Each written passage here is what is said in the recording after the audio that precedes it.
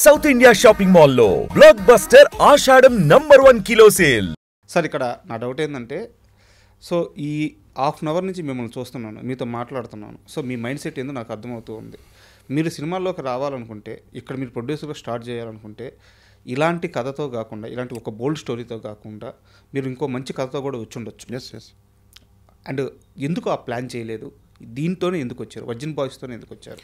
నాకు ఫస్ట్ చెప్పింది నాకు వచ్చింది నా దృష్టికి ఆ కథ. అప్పుడు ఓకే, నాకు నచ్చింది. ఇది సినిమా చూసిన తర్వాత అనుకుంటారు, ప్రతి ఒక్కళ్ళు కనెక్ట్ అయ్యే మూవీ. ఆ కామెడీ కానీ, కాలేజీలో సీన్స్ కానీ, లవ్ కానీ ఓవరాల్గా నచ్చింది. ఏ మూవీలో తీసుకున్నా ఏదో ఒకటి ఉంటుంది. బట్ ఇది అన్నిటికంటే నాకు ఆ రోజు బెటర్ అనిపించింది డెఫినెట్లీ. ఓకే, ఇంకేముంటాయి జానర్స్ చెప్పండి? కామెడీ, లవ్, ఇంకో నరుక్కోవడం, కొట్టుకోవడం, suspense thriller, murder mystery, technology based, ఎటు చూసినా కళాఖండాలు, ఈ 4-5 కదా జానర్స్.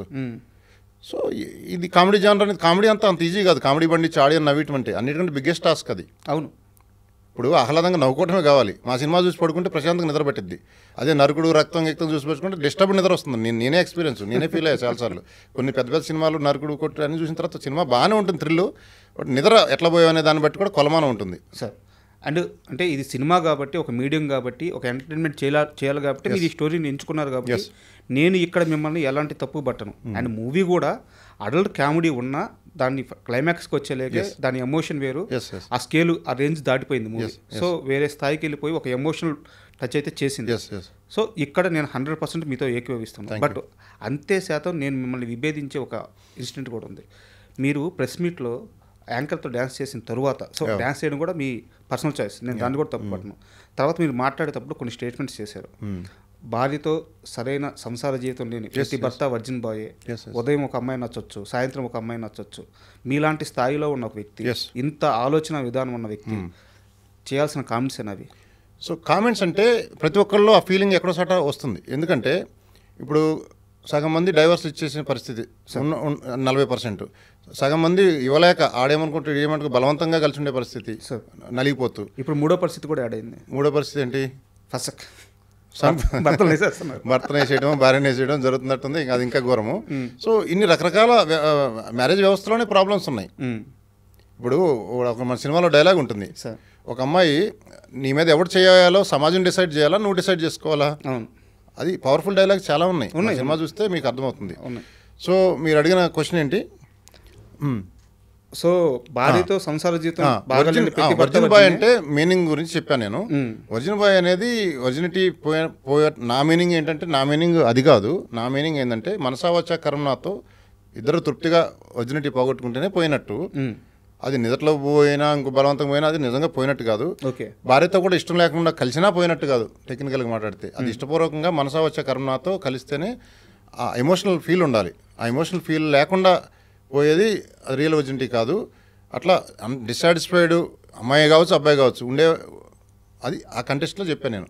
డిస్సాటిస్ఫైగా ఉండేవాడు ఇంకా తెలుసు కదా వాడి పరిస్థితి ఎలా ఉంటుందో. ఆ లేడీ కానీ జెంట్స్ కానీ డిస్సాటిస్ఫైగా ఉంటే వాళ్ళు వర్జిన్స్ కంటే ఇంకా హీనం వాళ్ళు. సార్ అండ్ రాజా గారి నెక్స్ట్ స్టెప్ ఏంటి సార్? అంటే ఇండస్ట్రీలోకి వచ్చేసారు, పాలిటిక్స్లో కూడా ఎంటర్ కాబోతున్నారా? పాలిటిక్స్ మనకి ఏం లేదు సార్, అట్లా ఏం లేదు.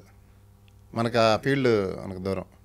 చాలా కాంటాక్ట్స్ ఉన్నాయంట కదా సార్? కాంటాక్ట్స్ ఉండటం వేరు, మనం దాంట్లో దిగటం వేరు. ఓకే, నాకు అందరూ పరిచయమే, అందరూ పలుకుతారు. ఇప్పుడు ఇది కూడా గవర్నమెంట్ సపోర్ట్ ఏమైనా కావాల్సిన నేను మాట్లాడగలుగుతాను.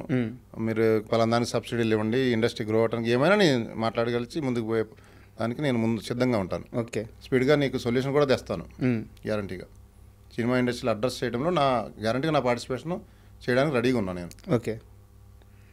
అండ్ ఫైనల్గా ఈ రివ్యూ సిస్టమ్ మీద, ఎప్పుడైనా ఈ ఇష్యూ మీద మీరు ఆ పర్టికులర్ వ్యక్తి దగ్గర నుంచి ఏం కోరుకుంటున్నారు? ఒకటి సార్, నేను సిస్టంలో ఉండే లూప్ హోల్స్, బగ్స్ని ఫిక్స్ చేయాలని డిసైడ్ అయ్యా. నా ఒక్క మూవీ గురించి వాడు నెగిటివ్ చెప్పినా ఆడియన్స్ రివ్యూ 5/5 ప్రతి ఆడియన్స్ ఎంజాయ్ చేస్తున్నారు. ఆడియన్స్ పబ్లిక్ టాక్ ముందు ఈ రివ్యూస్ నథింగ్. బట్ అసలు public talk word of mouth వెళ్ళే ముందే వీళ్ళు కిల్ చేసే పరిస్థితి నా సినిమా కూడా వచ్చింది. అది దాటుకొని నా సినిమా ముందుకెళ్ళిపోయి స్క్రీన్లు కూడా పెరుగుతున్నాయి నిన్న సండే నైట్ నుంచి. అవును. సో నా సినిమాకి ప్రాబ్లం కాకపోవచ్చు, మిగతా సినిమాలు 2-3 రిలీజ్ అయినాయి. కేవలం రివ్యూస్ వల్ల కూడా అవి చాలామంది ఆడియన్స్ వాటికి రాకుండా ఉండొచ్చు. అది పికప్ కాలేని పరిస్థితి ఉండొచ్చు. ఇక రేపు రాబోయే కింగ్డమ్ కానీ, హరిహర వీరమల్లు కానీ ముందే రెడీగా మమ్మల్ని వేలలో డిమాండ్ చేశారు. వాళ్ళని లక్షలు చేయొచ్చు. ఇది బ్లాక్మెయిలింగ్కి లిమిట్ ఉండదు సార్. ప్రొడ్యూసర్ అన్ని కోట్లు పెట్టి ఖర్చు పెట్టినప్పుడు వాడు ఇంకా ఏదో ఇచ్చేద్దామని అని డిసైడ్ అవుతాడు. అంటే వాళ్ళని పెంచి పోషిస్తారు, ఇంకా తప్పదు. ఇంకా అంటే పరిస్థితి అలా ఉంటుంది, మింగలేని కక్కలేని పరిస్థితి ఉంటుంది. ఇవ్వకపోతే తప్పు రాస్తాడేమో, ఆడియన్స్ రారేమో, ఎందుకులే రిస్క్ లేని దానికి బడ్జెట్ పెట్టుకునే పరిస్థితి వచ్చింది. సినిమా బడ్జెట్ లాంటిది ఇది ఒక బడ్జెట్ అయిపోయింది. సో ఇది ఈ వ్యవస్థలో ఈ ఇష్యూని అడ్రస్ చేసి దాన్ని ఒకటి వేళతో ఇప్పుడే పీకేయాలి అనే దాంతో నాకు డైరెక్ట్గా కమెంట్ చేసిన వాళ్ళు పోల్చక్కేవాడు దొరికాడు. దానివల్ల అతను నా సినిమా ఇంపాక్ట్ అయ్యింది. సో ఆ పోల్చక్కేవాడు ఆడు అడిగిన అమౌంట్స్ కానీ ఏదన్నా కానీ నా దగ్గర సర్టెన్ ప్రూఫ్స్ ఉన్నాయి. సో కాబట్టి వాడి మీద ఒక్కడి మీద పోలీసులు ఏంటి ఒకడి మీద చర్య తీసుకుంటే మిగతా వాళ్ళు చేయకుండా ఉంటారు కదా, ఏ ఇష్యూలు అయినా. అంతే. ఇప్పుడు డ్రగ్ కేసులో ఏమన్నా పట్టుకున్నాడు, లోపల వేశారు, మిగతా వాళ్ళు భయం వేస్తుంది. రోడ్డు మీద సిగరెట్ తాగాడు పబ్లిక్లో, వాడిని పట్టుకుని లోపల వేశారు, ఇంకెవడో తాగడు.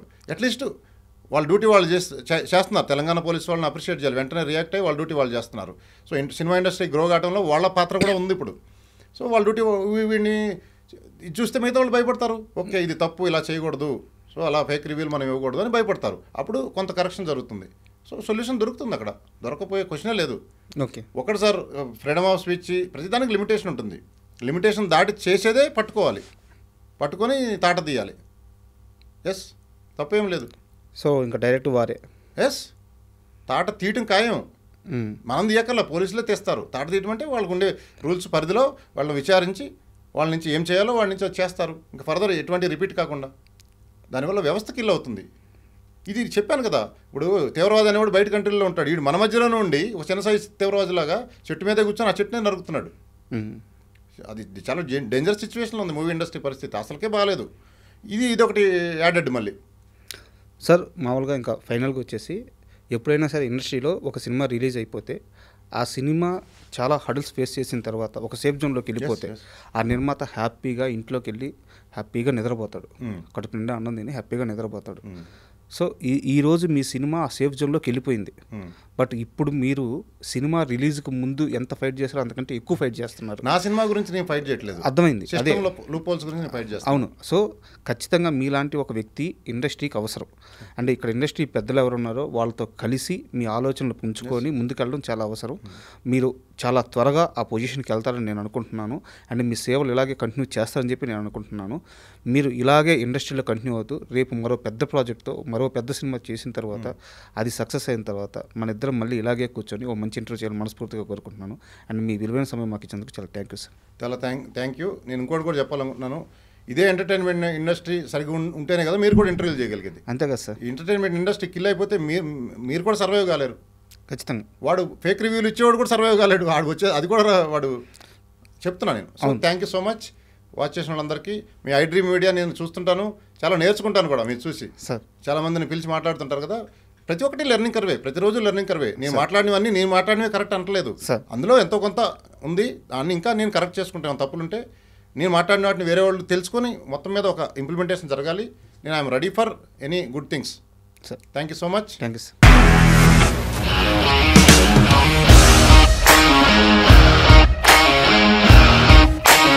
ఇండస్ట్రీలో కమిట్మెంట్ ఇష్యూస్ వస్తే నీకు కూడా వచ్చినట్టు మార్నింగ్ తీసుకెళ్ళాలంటే కొట్టి పడేసారు.